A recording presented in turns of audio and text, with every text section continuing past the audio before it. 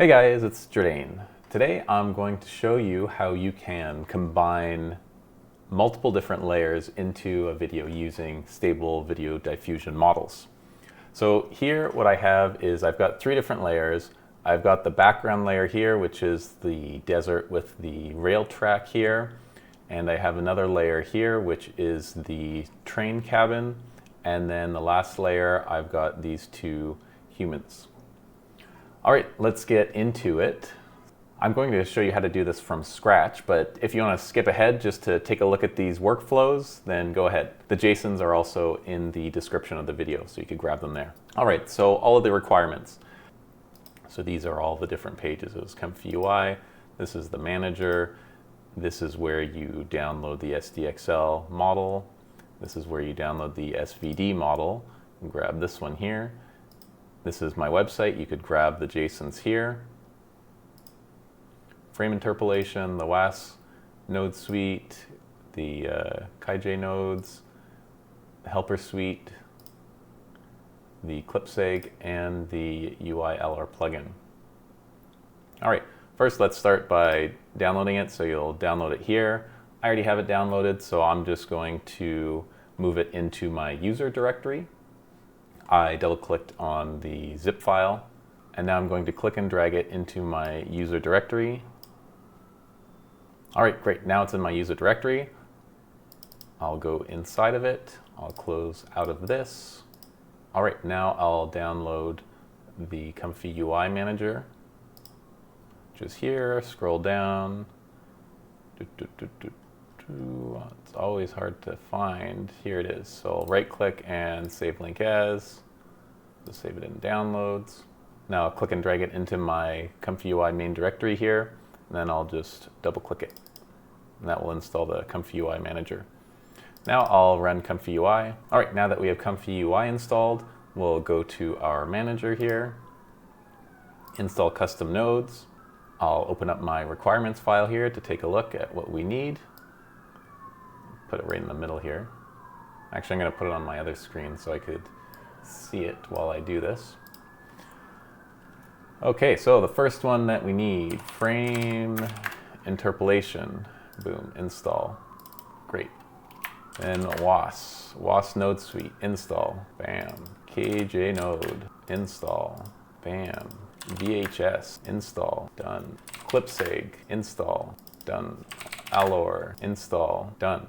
Great. Now we'll close this. We'll close this. We'll close out of Comfy UI. I will also close out of the command line interface of Comfy UI as well. Now we are going to go back into our Comfy main directory here, and then we'll click on there, go to models, checkpoints. This is where you're going to put your checkpoints.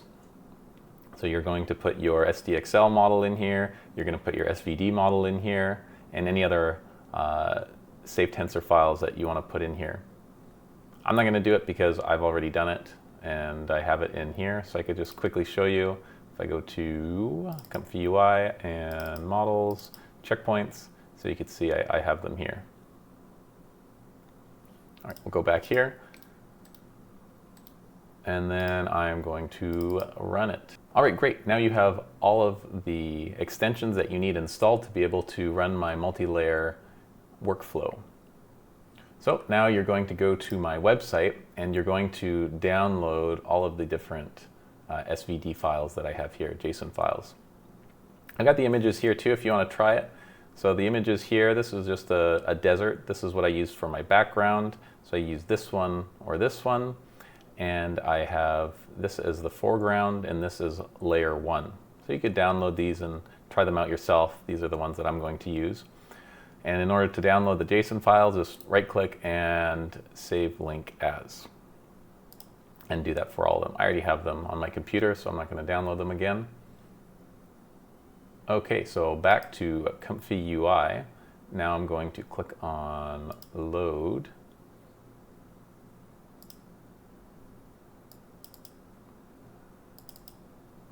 And as we could see, there's no errors, so we're good to go. I wanted to run through this so that you could see that all of the extensions are correctly installed and that it will work when you do it. So now I'm going to go back in mine since I have all of the models already loaded in there. So I'm just going to close out of this one and open up mine. All right, I'm going to first show you layer 1 since that's the simplest one here. So layer 1, this is basically like the standard SVD workflow that everyone was starting off with, but I made a couple of adjustments here. So in here you can see all of the different values. So in here, all you have to do is adjust these values that are in the red box and then then cue the prompt. So I'll just go over this quickly here. So the width and the height, yep, use the defaults 1024 by 576. That's what it was trained on, so that's the best to use. You can experiment. I was able to get good results at 1024 by 1024. Video frame info. So the video frames here, this is the length of the video. So as an example, 24 frames at 12 frames per second equals a 2-second movie. But for the SVD XT, the default is 25, and that's the best setting to use. And then for SVD, it's 14. So it's best not to change these settings. FBS ID info. So a lot of people get this incorrect. A lot of people are saying that this has something to do with how long your movie is, but KaiJ kept mentioning in the Discord thread that that's not the case, and he has a little grid pattern that you could look up on there that shows you that it's basically just a different type of ID. And from looking at it and testing it out for myself, I saw that lower values means the movement will be faster with less detail, and the higher values means movements will be slower but with more detail. So I'd say stick between 1 to 12 if you're new. Motion bucket ID, this will dictate the amount of movement in your video. The lower value means less movement, 1 equals no movement. Higher values means more movement. I believe 537 is the max. I'd say stick between 10 to 100 if you're new. I mean, definitely you could experiment. You can see it's 200 here. That's because it's just the background. But I like these values. Augmentation level. So this will dictate the amount of life that's given in your objects in your video. Lower value means less life, higher values means more life. I'd say stick between 0 to 0.5 if you're new. And then for the K-sampler, so I mean these values you probably know from before if you're using stable diffusion. The steps just dictates the level of quality of each individual frame. Lower value means less quality, faster rendering. Higher value means higher quality and slower rendering. I'd say stick between 25 to 30 if you're new. The CFG info, this will dictate the sharpness of each individual frame. Lower value means less sharpness, higher value means higher sharpness. Too much and it will look baked. I'd say stick between 2 to 3 if you're new. And then forgot to rename this. That's all right, this is for the denoise. So denoising is just the post-processing step that attempts to smooth out the variations while preserving the important feature of the image. So lower value means less denoising, higher value means higher denoising. I'd say stick between 0 to 3 if you're new. And then over here, so this is the interpolation. So the clear cache after end frames. So this parameter controls how long the model retains information in its cache. So it basically this just helps you deal with memory. So the higher the value, I believe that the higher quality you'll get better results. But if you've got less frame data, then it's going to be faster. So if you've got a slower machine, crank it down. I probably wouldn't go below 6. Multiplier info, adjust the impact or influence of the smoothness of the video. So higher values, more smooth, less values, less smooth. I'd say stick 2 to 3 if you're new. All right, that explains all of the values that you could change in here. This is basically just the standard SVD workflow, so I'm not really going to explain it too much. Let's load in the third layer. Second layer, I'll just quickly show you what it looks like. Second layer, it looks like this. I've combined a lot of these nodes to the same parameters in the SVD and in the K-sampler just to organize it a little bit. So that's what it looks like. And if you want to use 3 layers, here's what the 3 layers looks like. Tried to organize it, still looks a little messy. But anyway, same thing applies as the layer 1 version. Is everything that's in the red box here. You could change all of these values.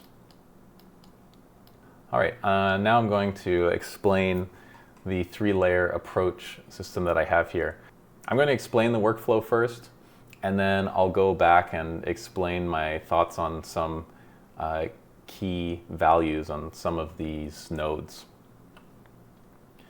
All right, let's just focus on the background and the foreground here. So it's basically the standard SVD workflow, and the one change in here is that we've got the image segmentation node in here, and that's going into the interpolation. Then over here, we've got the image composite. So I've got 2 image composites here because I'm combining layer 1 and foreground, and then those 2 get combined, and then they get combined in the other image composite for the background as well. And then it gets outputted as a GIF here and as saving image here. So the problem is you can't change the format to anything video. The images are okay here. You'll be able to generate it, but if you try and generate any of the videos, it just outputs a big gray goopy mess. I wouldn't say goopy, I'd say more like liney. But if you guys could figure out how to fix that, that'd be great. Then you'd save a step here. And my workaround for this was to save the image, save a batch of the images in the outputs directory, then create a new folder in there and put all of the outputs here into that folder, and then run it through the video combine again. Now I'll talk about some of the challenges that I ran into when working with this. I'd say that with humans, it's definitely better to have a green screen behind it. So I used Photoshop to be able to, basically place the composition of the shot that I wanted. So I had all of these 3 layers inside of Photoshop, and I saw how it looked, and then I split them out and saved them, and then put them in here to be able to generate the multi-layer video. Now I did try having a transparent image here, but the problem is when you're going to the image segmentation, it segments it in a weird way where the transparency values end up getting spotted around on the human, so you'll have more transparency in the human when it's separated. So it's not the greatest for that, and as you see here, there's like different models here too. I'd say the 2 ones that you'd want to use is the human and the general use. I'm not too sure about the cloth. The cloth might be good for clothes. I haven't tried the clothes one yet, but I'd suspect that one's pretty good. But out of all the ones that I've tested, definitely human and general were the best ones for me. And yeah, just to explain, there's an extra note here for the image segmentation here. So for the image segmentation, there are basically 2 different alpha matting thresholds, the foreground and the background. You just adjust these to try and mask out certain parts of the image, and then you've got the erode size. So that's kind of like the edge around what your thresholds are, and it will shrink it based off of that. So that's what the erode size is for. Now it is a bit tricky. You definitely have to play around with these values for a while to get a good sense of what they do. I find that 150 is pretty good for humans.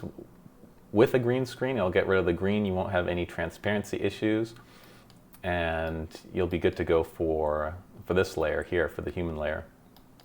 Now, for layer 1 here, the green screen didn't work. I thought it would be basically the same thing as the human one, but unfortunately it's a bit different, and I actually used the transparency, so this is a PNG file, and the image segmentation is different. Here, I basically almost do like nothing because I just want it to grab this, and I can't just slap this into the interpolation and then combine it and it's good to go. It's got to go through the image segmentation to get that segment of the image.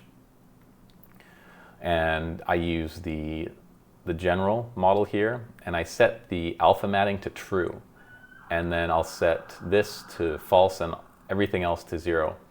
And this, it's not perfect, but it's a lot better than trying to, it's a lot better than the green screen, because what was happening with the green screen, you know, the green was like right in the middle, and it's like, oh, the green is the object that I want to segment out. So you just have like this big glob of green in the middle when you're running it, and it's definitely not what we want.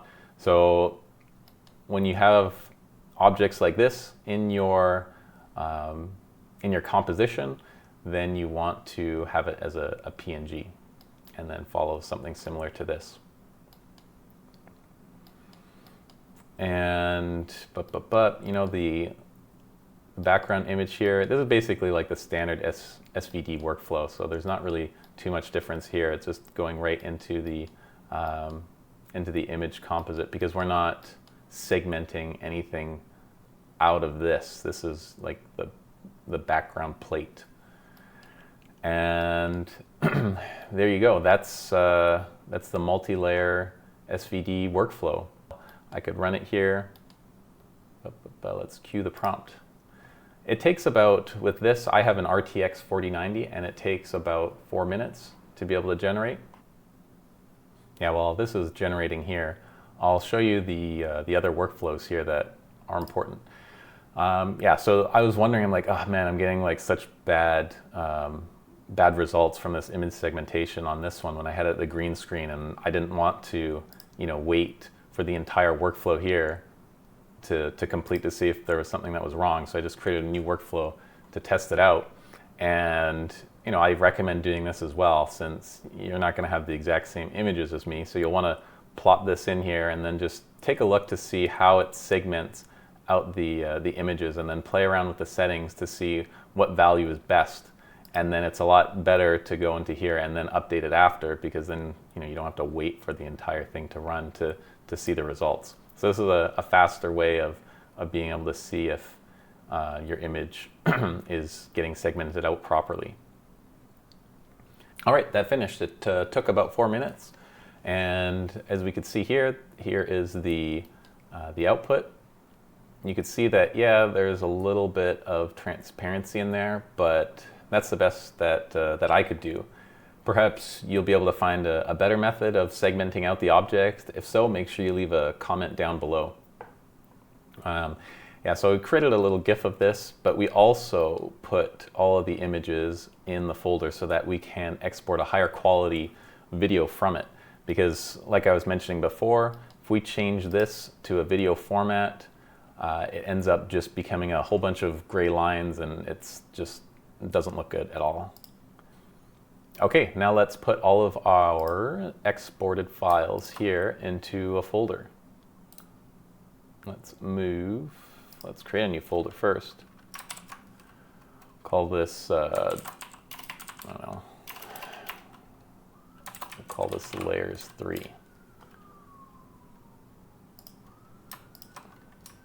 Move it all into layer 3. Perfect. Now we'll go back into Comfy, and we will open up our, I'll just click it on here so you can see which one I'm picking. We'll open up our SVD video export. And here we'll choose the folder to upload. And what I'll do is I'll copy the address bar here and paste it into here, and then select layer 3, upload, upload, and cue the prompt. And there you go. There's the exported video. And there you go. There's your video in the output folder. Double click it to look at it.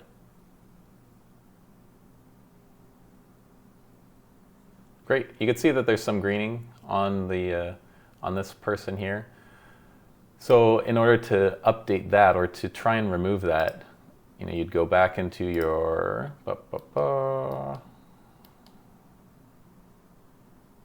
into your image segmentation, which is this one here, and you'd go down over to here to change the values.